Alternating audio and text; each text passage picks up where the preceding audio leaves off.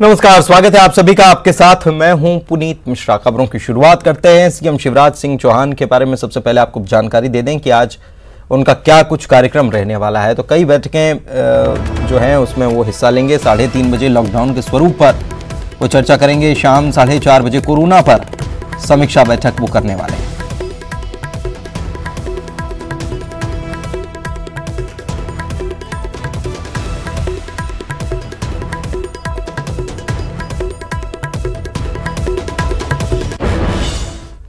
और भोपाल से बड़ी खबर आपको बता रहे हैं। एमपी सरकार आज केंद्र को अपनी रिपोर्ट देगी। लॉकडाउन 4.0 को लेकर यह रिपोर्ट दी जाएगी। 32 कलेक्टरों ने सरकार को सुझाव दिए हैं। भोपाल, इंदौर और उज्जैन में लॉकडाउन बढ़ाने के पक्ष में जिला प्रशासन है। रेड जोन के कंटेनमेंट में सख्ती के सुझाव दिए गए हैं। इसके अलावा ऑड इवन की तर्ज पर दुकानें खोलने का सुझाव दिया गया है। प्रदेश भर से सुझावों पर रिपोर्ट तैयार की जाएगी। अनुराग हमारे सहयोगी हमारे साथ फोन लाइन पर जुड़े हुए हैं, उनसे बात करते हैं। अनुराग, लॉकडाउन 3 चल रहा है और 4 के लिए क्या तैयारियां होनी चाहिए, कैसा स्वरूप होना चाहिए, इसको लेकर मुख्यमंत्री लगातार बैठकें कर रहे हैं, लोगों से सुझाव भी ले रहे हैं। और क्या कुछ रिपोर्ट्स अभी तक सरकार के पास पहुंची हैं कि कैसा हो स्वरूप? देखिए पुनीत, लॉकडाउन 4.0 को लेकर मुख्यमंत्री शिवराज सिंह चौहान ने न सिर्फ प्रदेश की जनता, कलेक्टरों और विपक्ष के नेताओं से भी फीडबैक मांगा था और इसी को लेकर कल मुख्यमंत्री ने प्रदेश के पूर्व मुख्यमंत्रियों से फोन पर भी चर्चा की थी, गवर्नर के साथ भी चर्चा की थी और कलेक्टरों के साथ मंत्रियों ने भी फीडबैक लेने का काम किया है। वो रिपोर्ट राज्य सरकार को दे दी है। अब राज्य सरकार उस रिपोर्ट पर मंथन करेगी। आज मुख्यमंत्री ने दोपहर 3:30 बजे इसको लेकर एक बैठक बुलाई है कि लॉकडाउन 4.0 का स्वरूप किस तरीके का होगा और उसके बाद एक फाइनल ड्राफ्ट तैयार करके केंद्र सरकार को रिपोर्ट भेजी जाएगी। जो अभी तक की रिपोर्ट है उसमें जो रेड स्पॉट बने हुए हैं, भोपाल, इंदौर, उज्जैन, यहाँ पर लॉकडाउन बढ़ाए जाने की पैरवी जो है कलेक्टरों की तरफ से की गई है। इसके अलावा कंटेनमेंट इलाके में भी सख्ती करने का सुझाव निकल कर आया है। इसके अलावा ऑड इवन फार्मूले पर दुकानों को खोलने का सुझाव भी सरकार को मिला है। तो कुल मिलाकर 18 मई से जो 4.0 लागू होने वाला है उसका स्वरूप किस तरीके का होगा, इसको लेकर आज प्रदेश सरकार फाइनल ड्राफ्ट तैयार करेगी और शाम तक केंद्र सरकार को रिपोर्ट भेजी जाएगी। ठीक है, बहुत बहुत शुक्रिया आपका इस जानकारी के लिए। लेकिन आप हमारे साथ अनुराग बने रहें, अगली खबर पर भी हम आपसे जानकारी लेंगे। और इधर मध्य प्रदेश की सरकार ने लॉकडाउन में रियायत देनी शुरू कर दी है। 30 जून तक अगर कोई प्रॉपर्टी खरीदता है तो 5% की छूट मिलेगी। रियल एस्टेट मार्केट में जो मंदी छाई हुई है इसको दूर करने की सरकार की तरफ से एक कोशिश है। मकान खरीदी पर पंजीयन में 15% तक की छूट भी दी जाएगी। इस बात का फैसला सरकार ने किया है।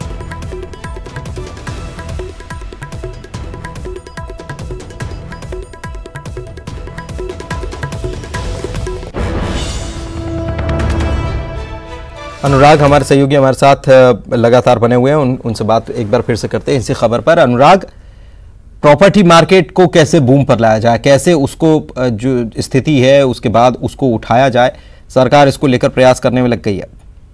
बिल्कुल, देखिए सरकार के सामने चुनौती इस बात को लेकर है कि लॉकडाउन खत्म होने के बाद किस तरीके से जो तमाम सेक्टर है उनको उठाया जाए। और इसमें जो सबसे बड़ा सेक्टर है रियल एस्टेट का कारोबार है, जिसमें जो रियल एस्टेट है उसको सबसे ज्यादा नुकसान होने की खबर है। लेकिन अब उसको किस तरीके से बूम लाया जाए, इसको लेकर सरकार ने अभी से प्लान बनाना शुरू कर दिया है। और अब सरकार ने जो गाइडलाइन होती है, प्रॉपर्टी खरीदी की जो गाइडलाइन होती है, उसमें 5% छूट देने का फैसला कर लिया और ये नई गाइडलाइन 1 जुलाई से लागू होगी। और इसमें मंशा इसी बात को लेकर है कि रियल एस्टेट मार्केट में जो मंदी का दौर है उसको दूर किया जाए। साथ ही सरकार ने इस बात का भी फैसला किया है कि जो मकान खरीदी पर पंजीयन होता है उसमें 15% तक छूट दी जाएगी। तो यानी कि रियल एस्टेट कारोबार को किस तरीके से प्रोत्साहित किया जा सकता है, इसको लेकर अब सरकार ने फैसला लेना शुरू कर दिया है। तो कई सेक्टरों में सरकार इस तरीके के फैसले ले रही है ताकि जो मंदी की मार है उसको किसी तरीके से दूर किया जा सके। शुक्रिया आपका इस जानकारी के लिए अनुराग। आगे बढ़ते हैं, भोपाल से खबर आपको बताते हैं। रेलवे की स्पेशल ट्रेनों में कोटा तय किया गया है। महिलाओं, सीनियर सिटीजन्स, दिव्यांग, इन सभी के लिए बुकिंग के समय इनको कोटा मिलेगा।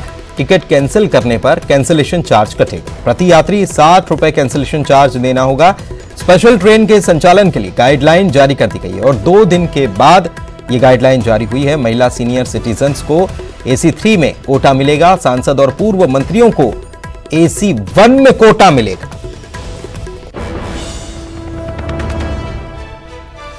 तो अभी तक जब ट्रेनों का संचालन, स्पेशल ट्रेनों का संचालन शुरू हुआ था तो कोटे की कोई बात अभी तक सामने नहीं आई थी, लेकिन अब कोटा तय कर दिया गया सरकार की तरफ से और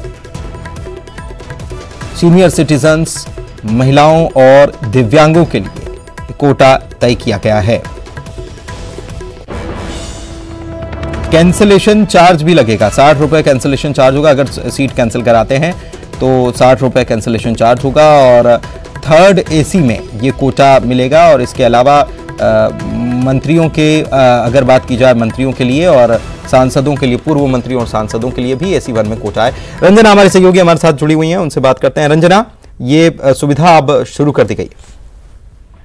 जी पुनीत, बिल्कुल स्पेशल ट्रेनों में जो कोटा है उसकी फैसिलिटीज भी शुरू कर दी गई। यानी अब महिलाएं, दिव्यांग और जो सीनियर सिटीजन है उनको बुकिंग में कोटा मिलेगा। स्पेशल ट्रेन में लग रहा था कि शायद ये कोटा की सुविधा नहीं मिलेगी, लेकिन ये कोटा अब उनको दिया जा रहा है। यानी वो पहले से बर्थ बुक करा सकते हैं। और दूसरी तरफ जो कैंसिलेशन चार्ज है स्पेशल ट्रेन में जो टिकट कैंसिल कराने का, वो भी अब इसमें लगेगा। यानी 60 रुपए प्रति व्यक्ति के हिसाब से जो कैंसिलेशन चार्ज है वो लगेगा। हालांकि रेलवे ने जो सांसद है, मंत्री और पूर्व मंत्रियों के लिए भी जो कोटा है वो भी जारी किया। यानी अगर वो भी इस दौरान कहीं यात्रा करते हैं तो उनके लिए भी फर्स्ट AC और सेकेंड AC में 8 जो बर्थ है उसका स्पेशल कोटा दिया जाएगा। और ये गाइडलाइन 2 दिन पहले ही जारी की गई है। पुनीत, शुक्रिया आपका इस जानकारी के लिए।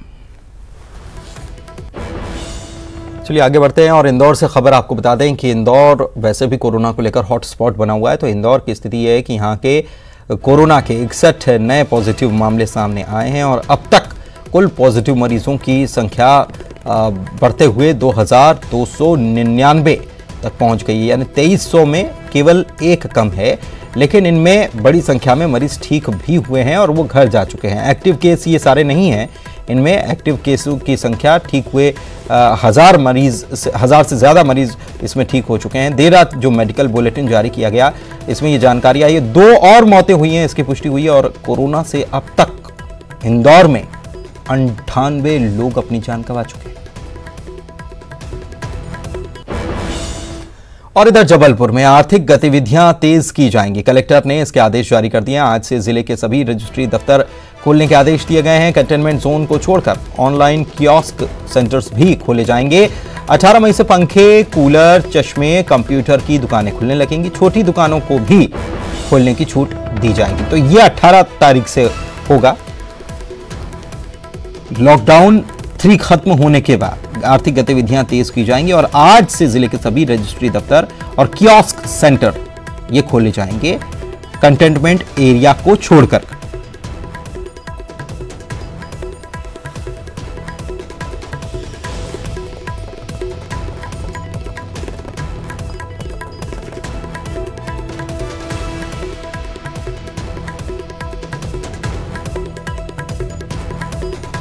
हमारे सहयोगी हमारे साथ जुड़े हुए हैं। इंदौर से हमारे सहयोगी विकास जुड़े हुए हैं, तो जबलपुर से प्रतीक सहयोगी जुड़े हुए हैं।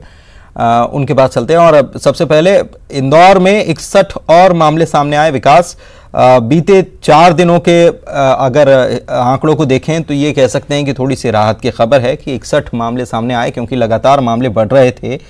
लेकिन कितने सैंपल्स की जांच अभी बाकी रह गई है? सरकार की तरफ से तो ये दावा है कि सारे सैंपल की जांच हम करा रहे हैं, बैकलॉग नहीं रह रहा है।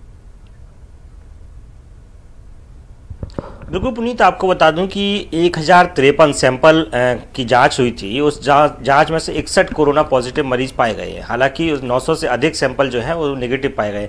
वहीं अगर बात की जाए, हालांकि जो पिछले 3 या 4 दिनों का रिकॉर्ड देखा जाए तो ऐसे में 61 कोरोना पॉजिटिव मरीज कल रात उनका बुलेटिन जारी हुआ है। लेकिन पिछले दिनों अगर देखा जाए तो 131, 70, 80 के करीब लगातार मरीज निकल रहे थे। तो इसकी तुलनात्मक देखा जाए तो ये मरीजों का आंकड़ा 61 कम जरूर मालूम होता है।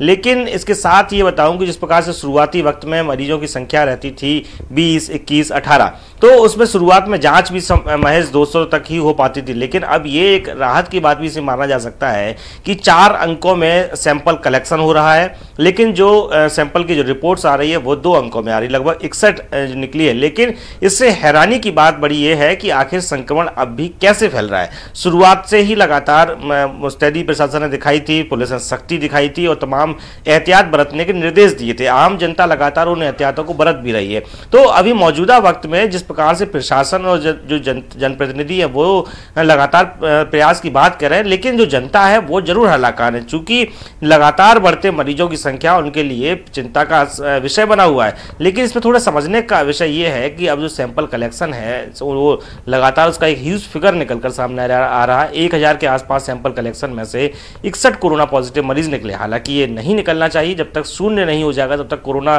फ्री जब तक इंदौर नहीं हो जाएगा, तब तक चिंता बनी रहेगी। लेकिन राहत भरी बात के तौर पे से फिलहाल देखा जा सकता है। पुनीत, कुछ बैकलॉग रह जा रहा है क्या? जी बिल्कुल, कुछ संख्यात्मक दृष्टिकोण में ऐसा प्रतीत होता है, लेकिन अब तक इस प्रकार की औपचारिक अधिकारियों की तरफ से जानकारी नहीं दी गई है कि कितना बैकलॉग फिलहाल बचा है। यदि बचा हुआ है तो उनकी जांच के लिए क्या उन्हें किसी दूसरे राज्य भेजा जाएगा, किसी दूसरे शहर भेजा जाएगा, लेकिन इसकी औपचारिक जानकारी फिलहाल नहीं दी गई है। पुनीत, ठीक है। प्रतीक हमारे सहयोगी हमारे साथ जुड़े हुए हैं। प्रतीक, अच्छी बात यह है कि जबलपुर में अब आर्थिक गतिविधियों को तेज करने के लिए, सामान्य गतिविधियों को जो परिस्थितियां उसको पटरी पर लाने के लिए तैयारियां शुरू कर दी गई।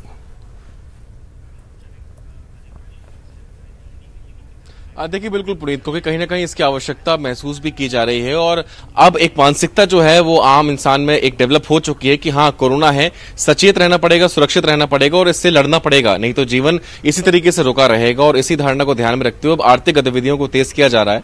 आज से रजिस्ट्रियां जो है वो शुरू कर दी गई हैं। ऑनलाइन कियोस्क जो है कंटेनमेंट जोन को छोड़ के वो आज से खुल गए हैं। 18 तारीख से छोटी छोटी दुकानें हैं, कूलर, पंखे हैं, इनकी शॉप्स को भी खोला जाएगा। बहरहाल इनकी जो डिलीवरी है वो ऑनलाइन की जाएगी। तो बेशक प्रयास जिला प्रशासन का यह है कि धीमे धीमे ही सही, लेकिन अब सामान्यता की ओर जो है कदम बढ़ाना आवश्यक हो गया। बेशक पूरी रियायत तो नहीं दी जा सकती, लेकिन धीमे धीमे जो करके एक एक कदम जो जिला प्रशासन है वो आगे बढ़ा रहा है। लगातार केंद्रीय स्तर पे भी केंद्रीय मंत्री निर्मला सीतारमण ने भी आर्थिक जो पैकेज की घोषणा करी तो विस्तृत रूप से बताया था कि किस किस सेगमेंट को फोकस किया जाएगा। तो वहीं इंटरनल रूप से अगर बात करें तो जिला प्रशासन स्थानीय स्तर पर भी अब सामान्य हालात पैदा करने, आर्थिक रूप से प्रयास जो है उसके आगे बढ़ा रहा है। बहरहाल लॉकडाउन 4.2 चौथा चरण इसका रहेगा, उसके क्या क्या रियायतें रहेंगी, क्या कुछ उसमें होगा, वो विस्तृत रूप से अभी घोषणाएं होनी है। लेकिन उसके पहले जिला प्रशासन ने जो छोटी मोटी तैयारियां करके रखी हैं उसके लिहाज से आज से जो है कदम आगे बढ़ जाएंगे। चलिए, धीरे धीरे पटरी पर जिंदगी वापस लौट रही। शुक्रिया आप दोनों का इस तमाम जानकारी के लिए। आगे बढ़ते हैं। कोरोना से जुड़ी इस वक्त की एक और बड़ी खबर आपको दे दें कि मध्य प्रदेश का हाल क्या है। मध्य प्रदेश में 4500 के पार कोरोना पॉजिटिव मरीजों की संख्या पहुंच चुकी है। अच्छी बात यह है कि इनमें से 2300 से ज्यादा मरीज रिकवर हो चुके हैं। 238 की हालांकि जान भी गई है। इंदौर की बात करें तो 2200 से ज्यादा केस पॉजिटिव यहां पर सामने आ चुके हैं। 98 लोगों की मौत इंदौर में हो चुकी है। भोपाल में 900 से ज्यादा कोरोना मरीज अब हो चुके हैं और यहां 35 लोगों की मौत हुई है। और रिकवर मरीजों की संख्या देख लीजिए, 2307 मरीज रिकवर हो चुके हैं और 4500 का आंकड़ा छू चुका है। 4500 के आंकड़े को पार कर चुका है मध्य प्रदेश। तो ये 50% रेशो तो हो गया, बल्कि इससे ज्यादा रिकवरी रेट जो है 50% से ज्यादा अब ये और धीरे धीरे बढ़ता जा रहा है। ये बहुत अच्छी बात है। बड़वानी में 26 मरीज रिकवर हो गए, विदिशा में 13, बैतूल में 1, होशंगाबाद में 32 मरीज रिकवर हुए हैं। इंदौर में सबसे ज्यादा, श्योपुर में भी 4 मरीज रिकवर हुए हैं। इंदौर की अगर बात करें तो वहां बड़ी संख्या में 1000 के पार मरीज रिकवर हो चुके हैं। धार में 70, देवास में 18, शाजापुर में 7, सागर में 5 मरीज रिकवर होकर घर जा चुके हैं, ठीक हो चुके हैं कोरोना से जंग में। अलीराजपुर में 3, राजगढ़ में 1, डिंडौरी में 1, हरदा में 3 मामले सामने आए हैं। कोरोना फ्री जिले कौन कौन से हो गए ये आप देखिए, ये लिस्ट दिखा रहे हैं हम आपको। कुल 10 जिले हैं कोरोना फ्री हो चुके हैं। ये बहुत अच्छी खबर है और बहुत बड़ी उपलब्धि कही जा सकती है। लगातार प्रशासन जो है वो मुस्तैद है और कोरोना फ्री जिले हैं गुना, बैतूल, हरदा, शाजापुर, राजगढ़। ये कोरोना फ्री जिले हो चुके हैं। और इसके अलावा श्योपुर, अलीराजपुर, शहडोल, आगर मालवा और बड़वानी, यहां जितने भी केस सामने आए थे सभी ठीक हो चुके हैं और उन्हें घर भेज दिया गया। तो आप कह सकते हैं कि अब ये ग्रीन जोन वाले जिले बन गए हैं।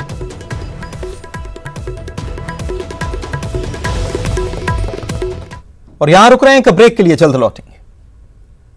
ब्रेक के बाद आपका स्वागत है। और छत्तीसगढ़ के महासमुंद जिले के लिए एक राहत की खबर कि 9 कोरोना संदिग्धों की जो जांच हुई थी, पहले रिपोर्ट इनकी जो पॉजिटिव आई थी, इनमें पहले की 3 रिपोर्ट नेगेटिव आ चुकी हैं और 6 लोगों की रिपोर्ट का अब इंतजार किया जा रहा है। पहले इनकी रैपिड किट टेस्ट से इन सभी का टेस्ट किया गया था और इन सभी के जो रिपोर्ट आई थी ये पॉजिटिव आई थी। कलेक्टर सुनील कुमार जैन ने इसकी पुष्टि कर दी है कि 3 रिपोर्ट आ चुकी हैं और उनमें निगेटिव आया कोरोना। तो ये एक अच्छी खबर है और 6 रिपोर्ट्स आनी अभी बाकी है। देखना होगा कि 6 रिपोर्ट्स में क्या आता है, लेकिन ये एक अच्छी खबर कही जा सकती है कि अभी जो शुरुआती तौर पर जो इनकी पहले टेस्ट हुआ था उसके बाद 9 लोगों की रिपोर्ट पॉजिटिव आने के बाद थोड़ी सी चिंता बढ़ गई थी, लेकिन इनमें से अभी 3 लोगों की रिपोर्ट, फाइनल रिपोर्ट जो जिसके सैंपल रायपुर भेजे गए थे, वो 3 लोगों की रिपोर्ट निगेटिव आई है।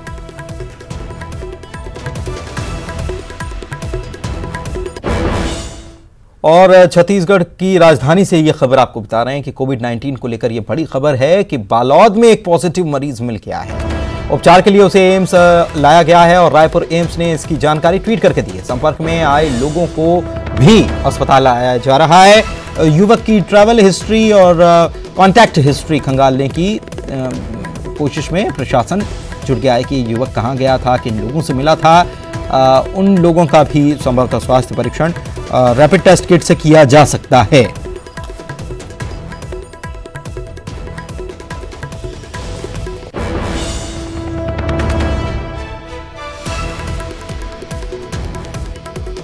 पहले ये खबर थी कि केवल 3 एक्टिव केस रायपुर के एम्स में बचे हैं, क्योंकि लगातार एक मरीज कोरोना को मात देकर ठीक हो रहे हैं और उन्हें अस्पताल से छुट्टी भी दी जा रही है। लेकिन 3 की संख्या होने के बाद एक बार फिर से ये खबर आई कि बालोद में एक पॉजिटिव आया है।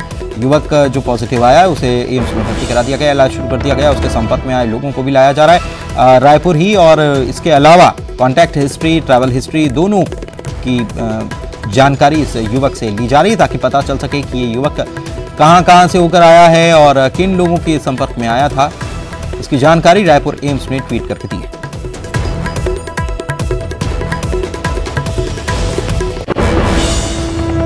और अच्छी खबरें क्या हैं? विदिशा में कलेक्टर की पहल पर हर कोई तारीफ कर रहा है इनकी पहल की। कलेक्टर ने हादसे में जख्मी युवक की मदद की। कलेक्टर ने एम्बुलेंस बुलवाई और युवक को जिला अस्पताल भिजवाया। बड़वानी में एसडीएम ने संवेदनशीलता दिखाई। गुजरात से आए मजदूरों की स्क्रीनिंग चल रही थी। इस दौरान एक गर्भवती महिला की हालत देखकर एसडीएम ने अपनी गाड़ी से उन्हें अस्पताल पहुंचाने की कोशिश की। हालांकि महिला ने गाड़ी में ही बच्चे को जन्म दिया। फिलहाल महिला और बच्चा दोनों स्वस्थ हैं।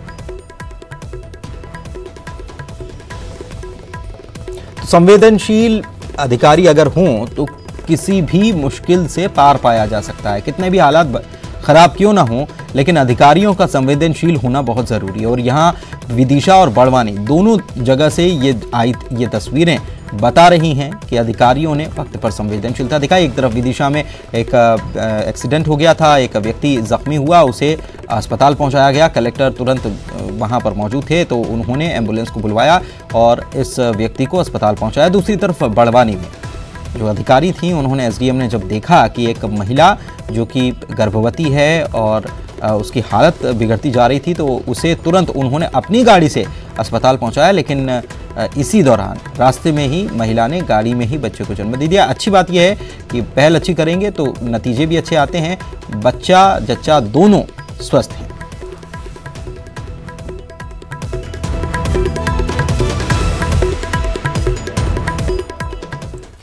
खरगोन में पुलिस आरक्षक ने फांसी लगाकर खुदकुशी कर ली। नूतन नगर के शक्ति एवेन्यू में आरक्षक पिछले 15 दिनों से रह रहा था। सूचना मिलने पर मौके पर पुलिस पहुंची और शव को पोस्टमार्टम के लिए भिजवाया गया। आरक्षक का नाम राहुल चंदेल है। कोरोना ड्यूटी की वजह से वो घर नहीं जा पा रहा था। सुसाइड की वजहों का फिलहाल पता नहीं चल पाया।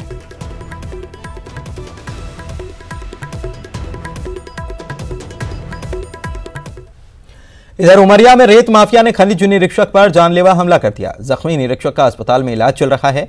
खनिज विभाग ने कार्रवाई कर अवैध रेत जब्त की थी। सुरक्षा के लिए खनिज इंस्पेक्टर को तैनात किया गया था, लेकिन माफिया ने इंस्पेक्टर पर हमला कर दिया। थाने में इसे लेकर रिपोर्ट दर्ज कराई गई। तो रेत माफिया की करतूत उमरिया में सामने आई। खनिज इंस्पेक्टर पर हमला यहां पर किया गया और जानलेवा हमला था। जख्मी हुआ है खनिज इंस्पेक्टर। आरोपियों की तलाश में पुलिस जुट गई है।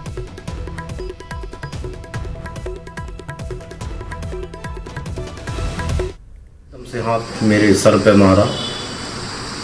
मारा। इसके बाद दूसरा हाथ जब मारा तो मैंने बचाव के लिए हाथ लगाया तो मेरे बाएं हाथ में भी चोट आई।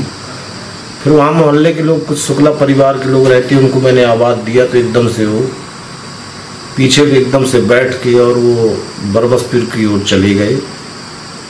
और मैं तत्काल फिर अधिकारी को फ़ोन लगाया, अपने खनिज अधिकारी साहब को। फिर वहाँ पे तहसीलदार साहब, खनिज अधिकारी साहब और पुलिस विभाग के भी कर्मचारी मौके पर पहुंचे। कोई आदमी रोड पे उसके ऊपर पत्थर चला दिया है, जिसकी हमने FIR थाने में करवाई है और निवेदन किया है कि उनको पता करके कड़ी से कड़ी कार्रवाई करने का कष्ट करें। सर, वहाँ अभी अपन ने जो रेत जब्त की है, कितनी रेत होगी सर? रेत लगभग 15 से 20 टन भर वहाँ पड़ी है रेत। और चलिए आगे बढ़ते हैं। उत्तराखंड में बद्रीनाथ धाम के आज कपाट खोल दिए गए। लंबे शीत अवकाश के बाद अल सुबह 4:30 बजे मंदिर के कपाट खोले गए हैं। मंदिर को फूलों से सजाया गया था। पुजारियों ने विशेष पूजा अर्चना यहां पर की। हालांकि लॉकडाउन की वजह से बद्रीनाथ में महज गिनती के ही लोग थे और केवल पुजारी ही यहां पर पहुंचे थे। और जो श्रद्धालु हैं उनको अभी पहुंचने की यहां पर इजाज़त नहीं है।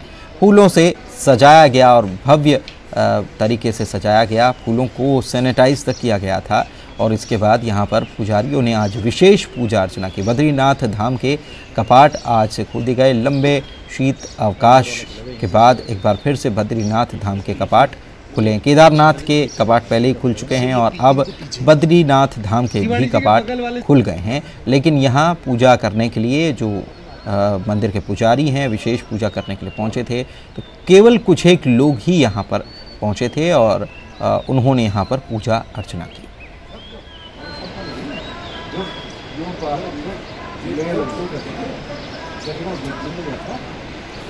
कुछ क्षण हुए भगवान बद्री विशाल के श्री कपाट खुले हैं।